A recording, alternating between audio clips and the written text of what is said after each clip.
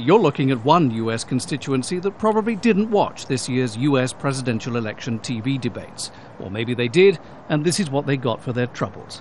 It turns out that 1.8 million of their colleagues are still registered to vote in this country, despite being, shall we say, otherwise occupied.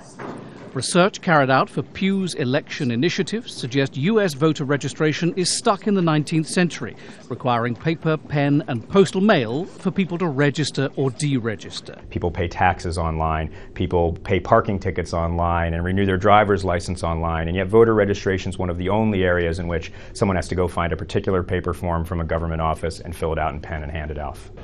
Pew says the research didn't throw up any incidents of ballot fraud involving the dead, but alarm bells are ringing because there's a history of this sort of thing in US elections. In the 1960s, President Johnson said to have stopped his car in Texas to note down the names on gravestones. They may be dead, he's alleged to have said, but they can still vote. It's thought more than a few dead people turned out to vote for George W. Bush in the disputed election of year 2000, in which Al Gore won the popular vote by more than 300 ballots cast. Of course, one of the great unspoken truths about democracy is that none of this matters very much, providing an election has a clear front-runner.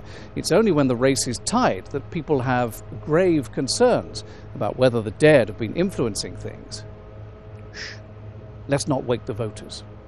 Pew says the findings of its report underscore the need for improvements in the US voter registration system. 8 or 9 states have made a start by sharing data in order to equip election officials so they can control their list better and equip voters so they can control their record better. He says any problems on election day usually stem from voter registration issues, so it's important to remove the names of the dead. Sorry guys, maybe next time round. John Terrett, Al Jazeera, Washington.